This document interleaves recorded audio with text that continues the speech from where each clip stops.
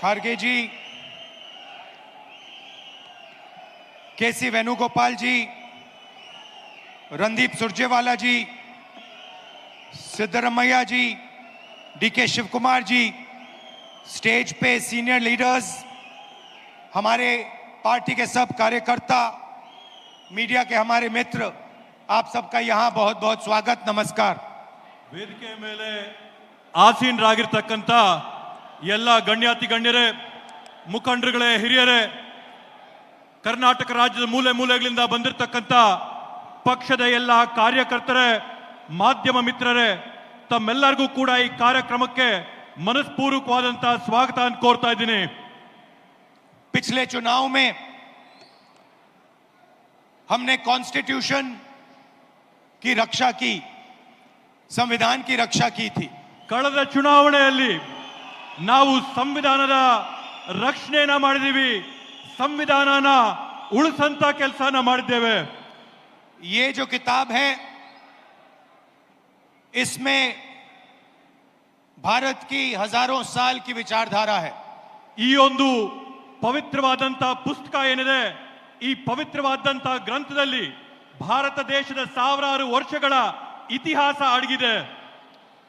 इसमें महात्मा गांधी, अंबेडकर जी, जवाहरलाल नेहरू, सरदार पटेल की आवाज गूंजती है। ಈ ಒಂದು ಪವಿತ್ರವಾದ ಗ್ರಂಥದಲ್ಲಿ ಮಹಾತ್ಮ ಗಾಂಧೀಜಿ ಅವರು, ಬಾಬಾ ಸಾಹೇಬ್ ಅಂಬೇಡ್ಕರ್ ಅವರು, ಜವಾಹರ್ಲಾಲ್ ನೆಹರೂಜಿ ಅವರು, ಸರ್ದಾರ್ ವಲ್ಲಭಭಾಯಿ ಪಟೇಲ್ ಅವರ ಧ್ವನಿ ಇದರಲ್ಲಿ ನಮಗೆ ಕೇಳಿ ಬರ್ತಾ ಇದೆ। मगर इस किताब में बसवना जी, नारायण गुरु, फूले जी, इनकी भी आवाज गूंजती है। ಹಾಗೇನೆ ಈ ಒಂದು ಗ್ರಂಥದಲ್ಲಿ ಬಸವಣ್ಣ ಅವರ ಧ್ವನಿ, ಫುಲೆ ಅವರ ಧ್ವನಿ, ಎಲ್ಲರ ಧ್ವನಿ ಕೂಡ ಕೇಳಿ ಬರ್ತಾ ಇದೆ। और इसकी नींव, इसका foundation one man one vote. ಈ ಒಂದು ಪುಸ್ತಕದ ಮೂಲಭೂತ ಅಡಿಪಾಯ ಏನಂತಂದ್ರೆ ಒಬ್ಬ ಮನುಷ್ಯನಿಗೆ ಒಂದೇ ಮತ ಅನ್ನಂತದ್ದು ಅದರ ಅಡಿಪಾಯ। हर हिंदुस्तानी नागरिक को यह संविधान एक वोट का अधिकार देता है। ಪ್ರತಿಯೊಬ್ಬ ಭಾರತೀಯ ಪ್ರಜೆಗೂ ಕೂಡ ಈ ಸಂವಿಧಾನ ಪುಸ್ತಕದ ಮುಖಾಂತರವಾಗಿ ಒಂದೇ ಒಂದು ಮತದ ಹಕ್ಕು ಎಲ್ಲರಿಗೂ ಕೂಡ ಕೊಡುವಂತದ್ದು। पिछले चुनाव में बीजेपी ने कहा, मोदी जी ने, इनके नेताओं ने इस पर आक्रमण किया। ಕಳೆದ ಚುನಾವಣೆಯಲ್ಲಿ ಬಿಜೆಪಿಯ ಮುಖಂಡರುಗಳು, ನರೇಂದ್ರ ಮೋದಿಜಿ ಅವರು, ಅವರ ಪಕ್ಷದ ಕಾರ್ಯಕರ್ತರು ಈ ಒಂದು ಪವಿತ್ರವಾದಂತಹ ಗ್ರಂಥದ ಮೇಲೆ ಬೇರೆ ಬೇರೆ ರೀತಿಯಾದಂತಹ ಪ್ರಹಾರಗಳನ್ನ ಮಾಡಿದ್ದಾರೆ। हिंदुस्तान की संस्थाओं को खत्म करके इस पर आक्रमण किया। ಭಾರತ ದೇಶದ ವಿವಿಧವಾದಂತಹ ಸಂಸ್ಥೆಗಳನ್ನ ಅದರ ಮೇಲೆ ಪ್ರಹಾರ ಮಾಡಿ ಈ ಒಂದು ಸಂವಿಧಾನನ ಮುಗಿಸಂತ ಷಡ್ಯಂತ್ರ ಪ್ರಯತ್ನ ಮಾಡಿದ್ರು। पिछले चुनाव में हमारे सामने एक सवाल उठा। ಕಳೆದ ಚುನಾವಣೆಯಲ್ಲಿ ನಮ್ಮೆಲ್ಲರ ಮುಂದೆ ಒಂದು ಪ್ರಶ್ನೆ ಉದ್ಭವಿಸಿತು। लोकसभा का चुनाव हुआ, उसके बाद महाराष्ट्र का चुनाव होता है। ಲೋಕಸಭೆಯ ಒಂದು ಚುನಾವಣೆ ಆಯಿತು, ಆ ಲೋಕಸಭೆಯ ಚುನಾವಣೆಯ ಬೆನ್ನಲ್ಲೇನೆ ಮಹಾರಾಷ್ಟ್ರ ರಾಜ್ಯದಲ್ಲಿ ಅಲ್ಲಿನ ವಿಧಾನಸಭೆಯ ಚುನಾವಣೆ ಆಯಿತು। लोकसभा में हमारा गठबंधन महाराष्ट्र के चुनाव को जीतता है। ಮಹಾರಾಷ್ಟ್ರದ ಲೋಕಸಭೆಯ ಚುನಾವಣೆಯಲ್ಲಿ ನಮ್ಮ ಇಂಡಿಯಾ ಮೈತ್ರಿಕೂಟ ಅಲ್ಲಿರ್ತಕ್ಕಂಥ ಚುನಾವಣೆಯಲ್ಲಿ ಜಯನ ಸಾಧಿಸುತ್ತೆ। और फिर 4 महीने बाद बीजेपी महाराष्ट्र में विधानसभा जीतती है। ಅದಾದ ನಂತರ ಕೇವಲ 4 ತಿಂಗಳಲ್ಲಿ ಬಿಜೆಪಿಯಲ್ಲಿ ವಿಧಾನಸಭೆಯ ಚುನಾವಣೆಯಲ್ಲಿ ಗೆಲುವನ್ನ ಸಾಧಿಸುತ್ತೆ। आश्चर्यजनक नतीजा था। ಇವತ್ತು ಅದರ ಪರಿಣಾಮ ಏನಾಗಿದೆ? हमने पता लगाया तो पता लगा कि 1 करोड़ नए वोटरों ने वोट किया विधानसभा में। ಇವತ್ತು ನಾವು ಆ ಒಂದು ಫಲಿತಾಂಶದಲ್ಲಿ ಪತ್ತೆ ಹಚ್ಚಿದ್ದೇನಂತಂದ್ರೆ ವಿಧಾನಸಭೆಯ ಚುನಾವಣೆಯಲ್ಲಿ ಹೊಸದಾಗಿ 1 ಕೋಟಿ ಜನ मतदान ಮಾಡಿದ್ದಾರೆ ಅಂತ ಹೇಳಿ। 1 करोड़ नए लोग जिन्होंने लोकसभा में अपना वोट नहीं डाला था, जादू से ये विधानसभा में वोट डालने निकल आए।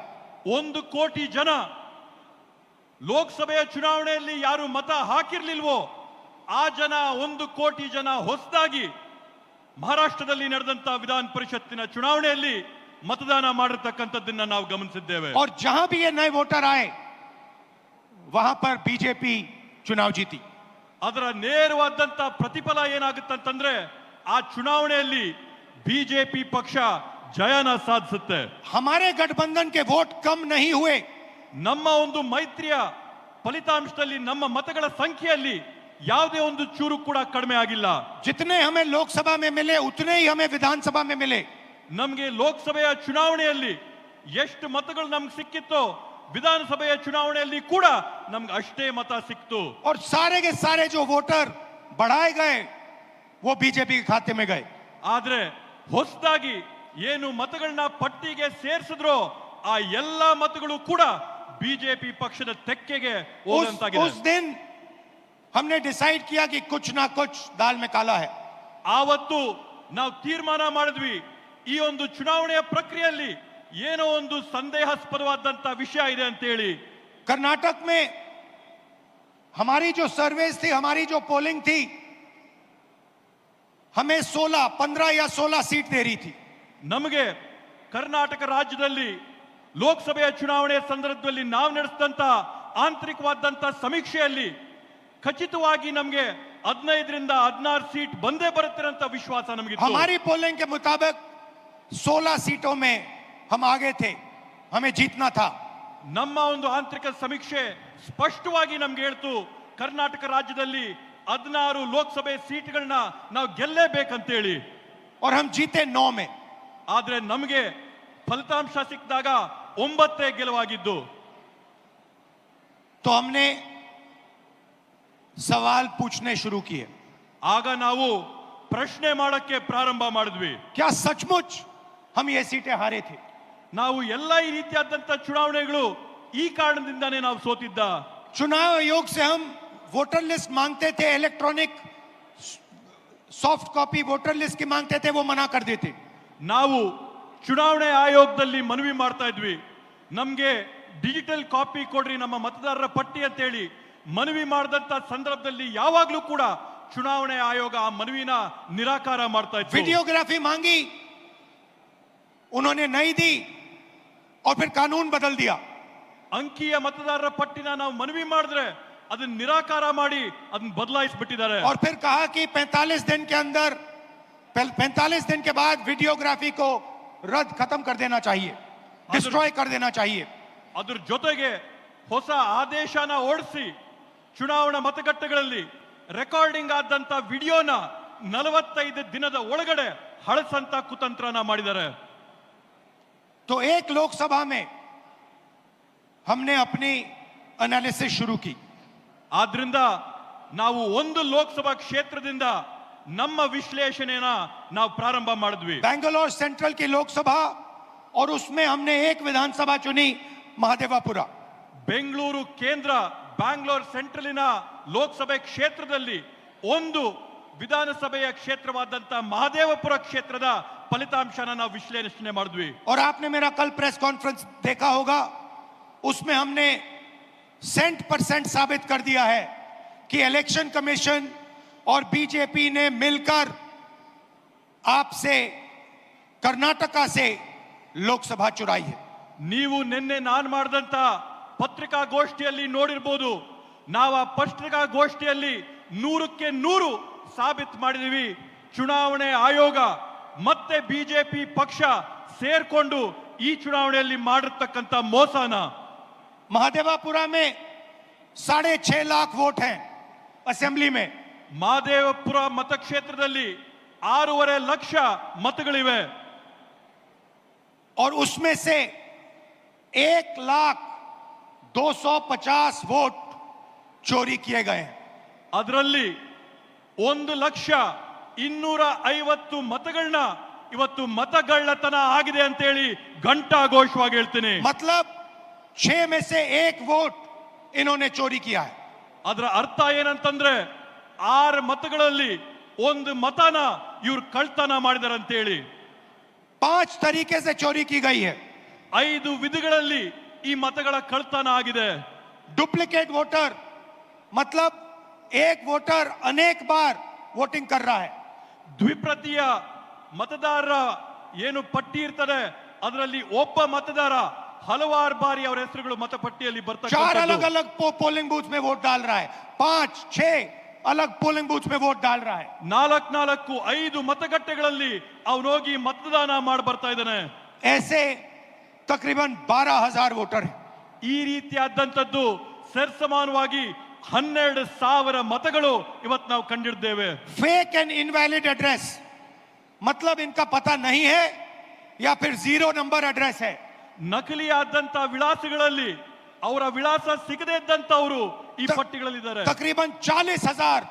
ऐसे वोट हैं ಹತ್ತತ್ರ 40,000 ಈ ರೀತಿಯಾಗಿ ವಿಳಾಸ ಸಿಗದೇ ಇದ್ದಂತ ಮತದಾರರು ನಾವು ಗುರುತಿಸಿದ್ದೇವೆ बल्क वोटर एक एड्रेस में ಒಂದೇ ವಿಳಾಸದಲ್ಲಿ ದೊಡ್ಡ ಸಂಖ್ಯೆಯಲ್ಲಿ ಮತದಾರರ ನೋಂದಣಿಯಾಗಿರ್ತಕ್ಕಂಥದ್ದನ್ನ ನಾವು ಗುರುತಿಡಿದ್ದೇವೆ एक बेडरूम का घर है और उसमें 40-50 लोग रहते हैं ಒಂದೇ ಒಂದು ಕೊಠಡಿಯ ಮನೆ ಇದೆ ಆ ಒಂದು ಕೊಠಡಿಯ ಮನೆಯಲ್ಲಿ 40-50-80 ಜನ ವಾಸ ಇದ್ದಾರೆ और जब उनको वहां हम ढूंढने जाते हैं वहां पे कोई नहीं है ಅಲ್ಲಿ ನಾವು ನಮ್ಮ ಜನನ ಕಳಿಸಿದಂತ ಸಂದರ್ಭದಲ್ಲಿ ಅಲ್ಲಿ ನಾವು ಪರೀಕ್ಷೆ ಮಾಡಿದಂತ ಸಂದರ್ಭದಲ್ಲಿ ಅಲ್ಲಿ ನಮ್ಗೆ ಯಾರು ಕೂಡ ಸಿಗ್ಲಿಲ್ಲ और घर का मालिक बीजेपी का लीडर ಅಲ್ಲಿ ಯಾರಿದ್ದಾರೆ ಅಂತಂದ್ರೆ ಅಲ್ಲಿರ್ತಕ್ಕಂಥದ್ದು ಬಿಜೆಪಿ ಪಕ್ಷದ ಒಬ್ಬ ನಾಯಕ इनवैलिड फोटोज 4,000 वोट जिसमें फोटो है ही नहीं या इतनी छोटी फोटो है कि दिखाई नहीं देती ಕೆಲವೊಂದು ಮತದಾರರ ಗುರುತಿನ ಚೀಟಿಯಲ್ಲಿ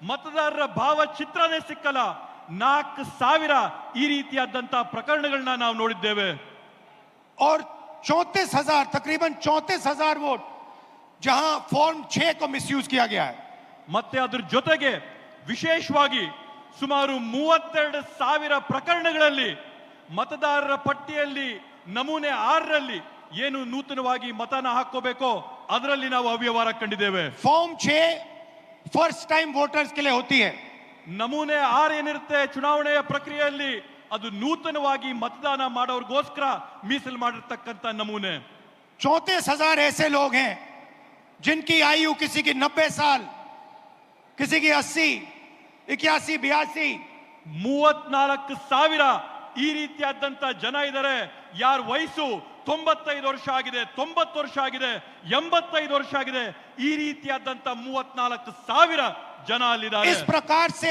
1 लाख वोट इलेक्शन कमीशन और बीजेपी ने चोरी किया है ಈ ರೀತಿಯಲ್ಲಿ ಈ ಮಾದರಿಯಲ್ಲಿ ಬಿಜೆಪಿ ಪಕ್ಷ ಮತ್ತೆ ಚುನಾವಣೆ ಆಯೋಗ 1,00,000 ಮತಗಳ ಕಳ್ತನನ ಮಾಡಿರ್ತಕ್ಕಂಥದ್ದು ನಾವು ನೋಡಿದ್ದೇವೆ डुप्लीकेट वोटर्स में एक व्यक्ति कर्नाटक में वोट देता है उसके बाद उत्तर प्रदेश में वोट देता है ನಕಲಿ ಮತದಾರರ ಪಟ್ಟಿಯಲ್ಲಿ ನಾವು ನೋಡಿದೀವಿ ನಕಲು ಮಾಡಿಕೊಂಡು ಒಬ್ಬೇ ಮತದಾರನು ಕರ್ನಾಟಕ ರಾಜ್ಯದಲ್ಲಿ ಮತ ಹಾಕ್ತಾನೆ ಮಹಾರಾಷ್ಟ್ರದಲ್ಲಿ ಮತ ಹಾಕ್ತಾನೆ ಯುಪಿ ರಾಜ್ಯದಲ್ಲಿ ಮತ वोट देने ಹಾಕ್ತಾನೆ का अधिकार उसको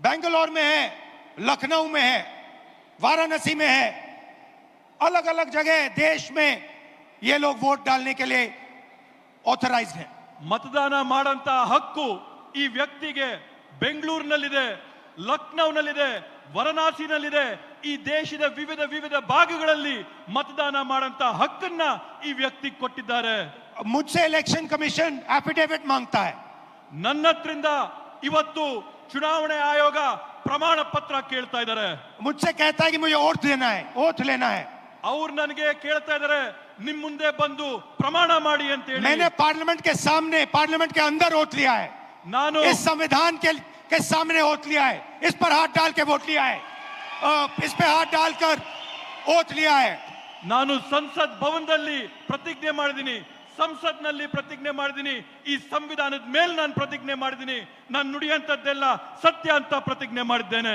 और आज जब हिंदुस्तान की जनता हमारे डेटा को लेकर इलेक्शन कमीशन के वेबसाइट पर सवाल पूछ रही है तो इलेक्शन कमीशन ने अपना वेबसाइट बंद कर दिया ಇವತ್ತು ನಮ್ಮ ದೇಶದ ಪ್ರಜೆಗಳು ನಮ್ಮ ಒಂದು ಪತ್ರಿಕಾಗೋಷ್ಠಿ ನೋಡಿದ ನಂತರ ಚುನಾವಣೆ ಆಯೋಗದ ವೆಬ್ಸೈಟ್ ಅಲ್ಲಿ ಪ್ರಶ್ನೆ ಮಾಡಕ್ಕೆ ಪ್ರಯತ್ನ ಮಾಡಿದ್ರೆ ಚುನಾವಣೆ ಆಯೋಗದ मध्य प्रदेश, राजस्थान, बिहार के वेबसाइट बंद कर दिए हैं। ಇವತ್ತು ಬೇರೆ ಬೇರೆ ರಾಜ್ಯಗಳ ವೆಬ್ಸೈಟ್, ಚುನಾವಣೆಯ ವೆಬ್ಸೈಟ್, ಬಿಹಾರದ ಚುನಾವಣೆಯ ವೆಬ್ಸೈಟ್ ನ ಇವತ್ತು ಬಂದ್ ಮಾಡಿದ್ದಾರೆ। क्योंकि वो जानते हैं कि अगर हिंदुस्तान की जनता ने इसी डेटा को लेकर सवाल पूछना शुरू कर दिया तो उनका पूरा ढांचा कोलैप्स कर जाएगा। ಯಾಕಂತಂದ್ರೆ ಅವ್ರಿಗೆ ಮನವರಿಕೆ ಆಗಿದೆ, ಭಾರತ ದೇಶದ ಪ್ರಜೆಗಳು ಈ ಒಂದು ವಿಷಯನ ಕೇಳಿಕೊಂಡು ಪ್ರಶ್ನೆ ಮಾಡಕ್ಕೆ ಪ್ರಾರಂಭ ಮಾಡಿದ್ರೆ ಅವರ ಒಂದು ನಾಟಕ ಏನ್ ನಡೀತಾ ಇದೆ ಆ ನಾಟಕ ಮುಗಿದೋಗುತ್ತೇನಂತ ಭಯ ಇವತ್ತು ಅವ್ರಿಗೆ ಬಂದಿದೆ। मैं यहां इस स्टेट से गारंटी देके कह रहा हूं, हमारी मांग है कि इलेक्शन कमीशन हमें पूरी देश की इलेक्ट्रॉनिक वोटर लिस्ट दे। ನಾನು ಈ ವೇದಿಕೆ ಮುಖಾಂತರವಾಗಿ ಚುನಾವಣೆ ಆಯೋಗ ಮಾಡಿದಂತ ಮನವಿ ಏನಂತಂದ್ರೆ ಈ ದೇಶದಲ್ಲಿರ್ತಕ್ಕಂಥ ಎಲ್ಲ ಚುನಾವಣೆಯ ಪಟ್ಟಿಗಳನ್ನ ನಮ್ಗೆ ಎಲೆಕ್ಟ್ರಾನಿಕ್ ಫಾರ್ಮ್ ಅಲ್ಲಿ, ಡಿಜಿಟಲ್ ಫಾರ್ಮ್ ಅಲ್ಲಿ ಕೊಡಿ ಅಂತ ಹೇಳಿ। वीडियोग्राफी के रिकॉर्ड्स दे। ಇವತ್ತೇನು ನೀವು ರೆಕಾರ್ಡಿಂಗ್ ಮಾಡ್ತೀರಾ ಮತಗಟ್ಟೆಗಳಲ್ಲಿ, ಆ ರೆಕಾರ್ಡಿಂಗ್ ಮಾಡಿದಂತ ಮಾಹಿತಿನ ನಮಗ್ ಕೊಡಿ ಅಂತ ಹೇಳಿ। और अगर ये हमें देंगे तो हम ये साबित कर लेंगे कि सिर्फ एक सीट नहीं चोरी हुई है। ಇವತ್ತಿನ ಮಾಹಿತಿ ನಮಗ್ ಕೊಟ್ರೆ ನಾವು ಸಾಬೀತ್ ಮಾಡಿ ತೋರಿಸ್ತೀವಿ ಇಲ್ಲಿ ಒಂದು ಮತ, ಇಲ್ಲಿ ಒಂದು ಸೀಟಿನ ಕಳ್ತನ ಆಗಿದೆ ಅಂತ ಹೇಳಿ। और सिर्फ कर्नाटका में नहीं चोरी हुई है, पूरे हिंदुस्तान में सीटें चोरी हुई हैं। ಈ ಕಳ್ತನ ಕೇವಲ ಕರ್ನಾಟಕ ರಾಜ್ಯದ ಒಂದರಲ್ಲೇ ಅಲ್ಲ, ಭಾರತ ದೇಶಾದ್ಯಂತ ಪೂರ್ತಿ ಈ ರೀತಿಯಾಗಿ ಮತಗಳ ಕಳ್ತನ ಆಗಿದೆ। इलेक्शन कमीशन बीजेपी का नहीं है, ये साबित कर लेंगे कि सिर्फ एक सीट नहीं चोरी हुई है। ಇವತ್ತಿನ ಮಾಹಿತಿ ನಮಗ್ ಕೊಟ್ರೆ ನಾವು ಸಾಬೀತ್ ಮಾಡಿ ತೋರಿಸ್ತೀವಿ ಇಲ್ಲಿ ಒಂದು ಮತ, ಇಲ್ಲಿ ಒಂದು ಸೀಟಿನ ಕಳ್ತನ ಆಗಿದೆ ಅಂತ ಹೇಳಿ। और सिर्फ कर्नाटका में नहीं चोरी हुई है, पूरे हिंदुस्तान में सीटें चोरी हुई हैं। ಈ ಕಳ್ತನ ಕೇವಲ ಕರ್ನಾಟಕ ರಾಜ್ಯದ ಒಂದರಲ್ಲೇ ಅಲ್ಲ, ಭಾರತ ದೇಶಾದ್ಯಂತ ಪೂರ್ತಿ ಈ ರೀತಿಯಾಗಿ ಮತಗಳ ಕಳ್ತನ ಆಗಿದೆ। इलेक्शन कमीशन बीजेपी का नहीं है, इलेक्शन कमीशन संविधान के लिए काम करता है। ಇವತ್ತು ಚುನಾವಣೆ ಆಯೋಗ ಏನಿದೆ ಬಿಜೆಪಿ ಅವರ ಪರವಾಗಿ ನಿಂತಿದೆ, ಎಲೆಕ್ಷನ್ ಕಮಿಷನ್ ಏನಿದೆ ಇವತ್ತು ಸಂವಿಧಾನದ ವಿರುದ್ಧವಾಗಿ ಇವತ್ತು ನಡ್ಕೋತಾ ಇದೆ। और कर्नाटक में सीट चोरी की गई है, एक लोकसभा को हमने जांच करके निकाला है। मैं कह सकता हूं कि एक से ज्यादा सीटें यहां चोरी हुई हैं।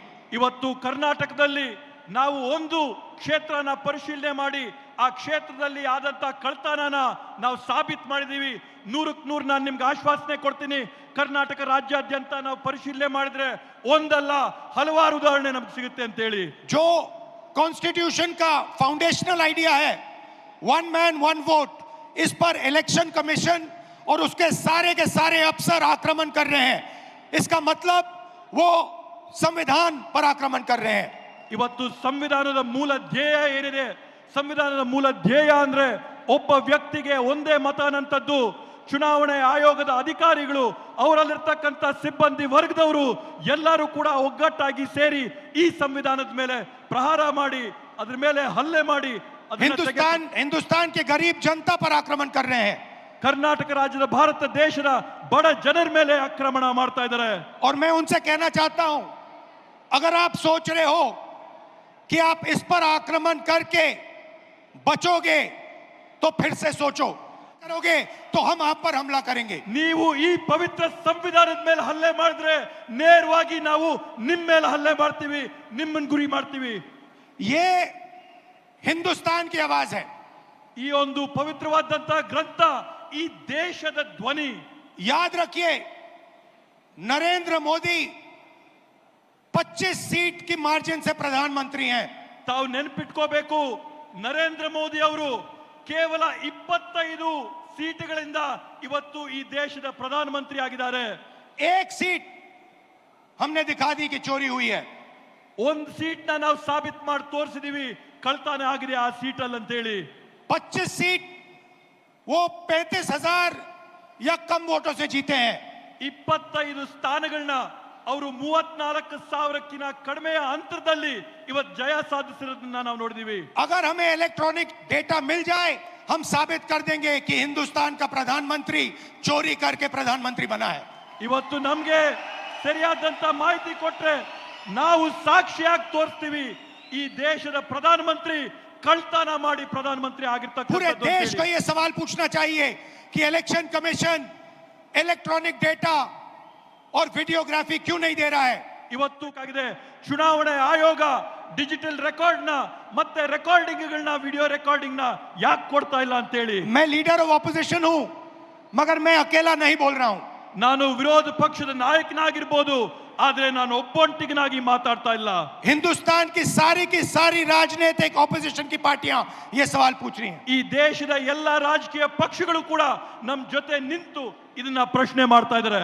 और इलेक्शन कमीशन को एकदम ये डेटा हमारे हवाले कर देना चाहिए। ಅದೇ ರೀತಿಯಲ್ಲಿ ಚುನಾವಣಾ ಆಯೋಗ ಈ ಕೂಡಲೇನೆ ಈ ಎಲ್ಲ ಮಾಹಿತಿಗಳನ್ನ ಬಹಿರಂಗ ಪಡಿಸಬೇಕು ಅಂತ ಹೇಳ್ತೇನೆ. कर्नाटक में जो हमने डेटा निकाला है वो एक क्राइम का एविडेंस है। ಕರ್ನಾಟಕ ರಾಜ್ಯದಲ್ಲಿ ನಾವು ತೆಗೆದಿರ್ತಕ್ಕಂಥ ಮಾಹಿತಿ ಒಂದು ದೊಡ್ಡ ಕುತಂತ್ರದ ಸಾಕ್ಷಿಯ ಗುಡ್ಡ ಆಗಿ ನಿಂತಿದೆ. 6 महीने लगे हमें उस डेटा को निकालने के लिए।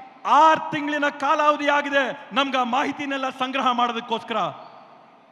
इतना बड़ा कागजों की फाइल थी। 7 ಅಡಿ ಎತ್ತರದ ಕಾಗದಗಳ ಪತ್ರಗಳ ಪೇಪರ್ಗಳನ್ನ ಇವತ್ತು ನಾವು ಪರಿಶೀಲನೆ ಮಾಡಿದ್ದೇವೆ. एक फोटो को लाखों फोटो के सामने कंपेयर किया है। ಒಂದು ಭಾವಚಿತ್ರನ ಲಕ್ಷಾಂತರ ಭಾವಚಿತ್ರಗಳ ಜೊತೆಗೆ ಹೋಲಿಕೆ ಮಾಡಿದ್ದೇವೆ ನಾವು. हर एक नाम को चेक किया है ಪ್ರತಿಯೊಂದು ಹೆಸರನ್ನ ನಾವು ಪರಿಶೀಲನೆ ಮಾಡಿದ್ದೇವೆ. और हम मानते हैं कि हिंदुस्तान का पूरा जो डेटा है इलेक्शन का डेटा है वो एविडेंस है। ಇವತ್ತು ನಾವು ಹೇಳ್ತೀವಿ ಭಾರತ ದೇಶದಲ್ಲಿ ನಡೆದಿರ್ತಕ್ಕಂಥ ಚುನಾವಣೆಗಳಲ್ಲಿ ಇರ್ತಕ್ಕಂಥ ಮತಪಟ್ಟಿಗಳು ಇದಕ್ಕೆ ಸಾಕ್ಷಿಯಾಗಿವೆ. ಪ್ರತಿಯೊಂದು ಈ और अगर उसको किसी ने डिस्ट्रॉय किया तो वो एविडेंस को डिस्ट्रॉय कर रहा है। ಇವತ್ತು ನಾವು ಯಾರನ್ನೇ ಪ್ರಶ್ನೆ ಮಾಡಿದ್ರು ಕೂಡ ಅವರು ಈ ಸಾಕ್ಷಿನ ನಾಶ ಮಾಡಂತ ಕುತಂತ್ರದಲ್ಲಿದ್ದಾರೆ. और उस क्राइम को आगे बढ़ा रहा है। ಈ ರೀತಿಯಾದಂತ ಕುತಂತ್ರನ ಈ ತಪ್ಪುಗಳನ್ನ ಅವರು ಮುಂದುವರಿಸ್ತಾನೆ ಹೋಗ್ತಾ ಇದ್ದಾರೆ. और इलेक्शन कमीशन के लोगों को एक और बात माननी होगी, समझना होगा। ಇವತ್ತು ಎಲೆಕ್ಷನ್ ಚುನಾವಣೆ ಆಯೋಗದವರು ಜನರ ಹತ್ರದಿಂದ ಕೇಳಂತ ಮತ್ತೊಂದು ಪ್ರಶ್ನೆಗೆ ಉತ್ತರ ಕೊಡಬೇಕಾಗ್ತದೆ. हमें एक सीट की सच्चाई निकालने के लिए 6 महीने लगे। ನಮಗೆ ಒಂದು ಸೀಟಿನ ವಾಸ್ತವಾಂಶ ತೆಗೆರಷ್ಟರಲ್ಲಿ 6 ತಿಂಗಳಿನ ಕಾಲಾವಧಿ ಬೇಕಾಗಿತ್ತು. मगर अगर आपने हमें डेटा नहीं दिया तो हम ये काम एक नहीं 10, 15, 20, 25 सीटें में भी कर सकते हैं।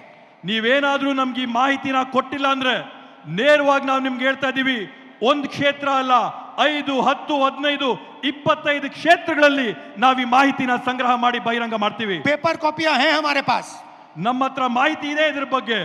आप छुपा नहीं सकते ನೀವು ಇದನ್ನ ಯಾವುದೇ ಕಾರಣಕ್ಕೂ ಬಚ್ಚಿಡಕ್ಕಾಗಲ್ಲ, ಮುಚ್ಚಿಡಕ್ಕಾಗಲ್ಲ. और आप छुप नहीं सकते। ನೀವು ಸುಮ್ಮನೆ ಕೂಡ ಇರಕ್ ಸಾಧ್ಯವಿಲ್ಲ. एक ना एक दिन आपको ऑपोजिशन का सामना करना पड़ेगा। ಒಂದಲ್ಲ ಒಂದಿನ ನೀವು ವಿರೋಧ ಪಕ್ಷಗಳನ್ನ ಎದುರಿಸಲೇಬೇಕಾಗುತ್ತೆ ಅಂತ ಹೇಳ್ತೀನಿ ಈ ಸಂದರ್ಭದಲ್ಲಿ. हर ऑफिसर को और इलेक्शन कमिश्नर को यह बात अच्छी तरह समझ लेनी चाहिए। ಚುನಾವಣೆ ಆಯೋಗದ ಪ್ರತಿಯೊಬ್ಬ ಅಧಿಕಾರಿಗೆ, ಅವರ ಮುಖ್ಯಸ್ಥರಿಗೆ, ಪ್ರತಿಯೊಬ್ಬರಿಗೂ ಕೂಡ ಈ ವಿಷಯ ಮನವರಿಕೆ ಆಗಬೇಕು ಅಂತ ಹೇಳ್ತೀನಿ. यहाँ पे एक लोकसभा चोरी की गई है। ಇಲ್ಲೇ ಒಂದು ಚುನಾವಣೆಯ ಫಲಿತಾಂಶನ ಕಳ್ತನ ಮಾಡಿದಂತಾಗಿದೆ. ये एक क्रिमिनल एक्ट है, कर्नाटक की जनता के खिलाफ एक क्रिमिनल एक्ट है।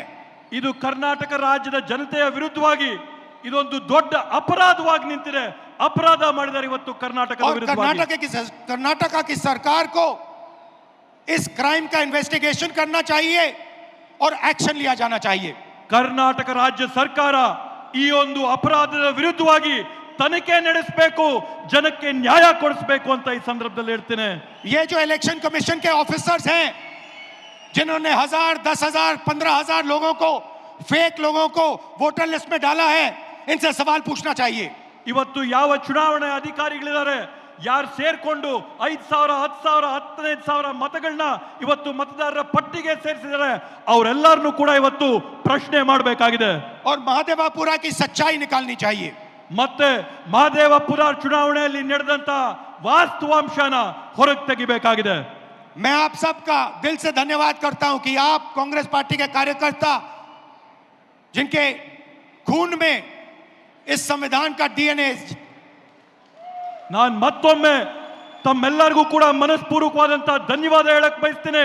ಕಾಂಗ್ರೆಸ್ ಪಕ್ಷದ ಕಾರ್ಯಕರ್ತರಾದಂತಹ ತಾವೆಲ್ಲರೂ ಕೂಡ ತಮ್ಮ ರಕ್ತಗತವಾಗಿ ರಕ್ತದಲ್ಲಿ ಸಂವಿಧಾನದ ಡಿಎನ್ಎ ತಮ್ಮೆಲ್ಲರಲ್ಲಿ ಕೂಡ ಇದೆ ಅಂತ ಹೇಳಿ ಹೇಳ್ತೀನಿ. आपको याद होगा कि कर्नाटका की सरकार चोरी की गई थी.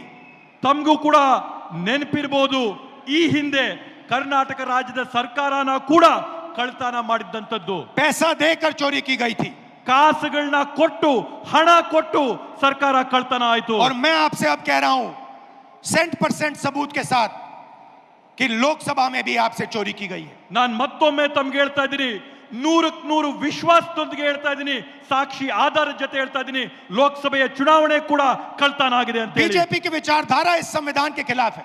ಬಿಜೆಪಿ ಅವರ ತತ್ವ ಸಿದ್ಧಾಂತ ಈ ಸಂವಿಧಾನದ ವಿರೋಧವಾಗಿದೆ.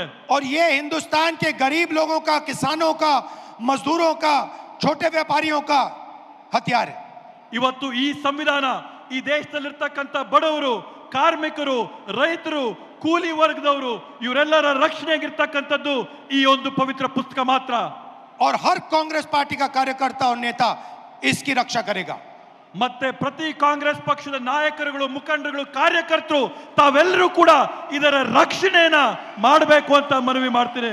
और इलेक्शन कमीशन को एकदम हिंदुस्तान की सारी इलेक्ट्रॉनिक वोटर लिस्ट पिछले 10 साल की हमें दिलवा दे देनी चाहिए. ಚುನಾವಣೆ ಆಯೋಗ ಇವತ್ತು ಈ ದೇಶದಲ್ಲಿ ನಡೆದಂತ ಕಳೆದ 10 ವರ್ಷದ ಚುನಾವಣೆಗಳ ಮತದಾರರ ಪಟ್ಟಿನ ಈ ಕೂಡಲೇ ಬಿಡುಗಡೆ ಮಾಡಬೇಕು ಅಂತ ಆಗ್ರಹ ಮಾಡ್ತೇವೆ. और वीडियोग्राफी भी दे देनी चाहिए. ಅದರ ಜೊತೆಗೆ ಮತಗಟ್ಟೆಗಳಲ್ಲಿ ಮಾಡಂತ ವಿಡಿಯೋ ರೆಕಾರ್ಡಿಂಗ್ ಕೂಡ ಬಹಿರಂಗಪಡಿಸಬೇಕು ಅಂತ ಹೇಳ್ತೇವೆ. और अगर ये नहीं देंगे तो वो एक क्राइम को छुपा रहे हैं. ಇವರೇನಾದ್ರೂ ಈ ಮಾಹಿತಿನ ಹಂಚಿಲ್ಲ ಅಂತಂದ್ರೆ ಇವರೊಂದು ದೊಡ್ಡ ಅಪರಾಧನ ಬಚ್ಚಿಡ್ತಾ ಇದ್ದಾರೆ ಅಂತ ಆಗುತ್ತೆ. और बीजेपी को इलेक्शन चोरी करने की मदद कर रहे हैं. ಮತ್ತೆ ಅದರ ಜೊತೆಗೆ ಚುನಾವಣೆ ಆಯೋಗ ಬಿಜೆಪಿ ಪಕ್ಷಕ್ಕೆ ಚುನಾವಣೆಯ ಮತಗಳ್ಳತನ ಮಾಡೋದಕ್ಕೆ ಸಹಕಾರ ಕೊಡ್ತಾ ಇದೆ ಅಂತ ಆಗುತ್ತೆ. जय संविधान, जय हिंद. ಜೈ ಸಂವಿಧಾನ್.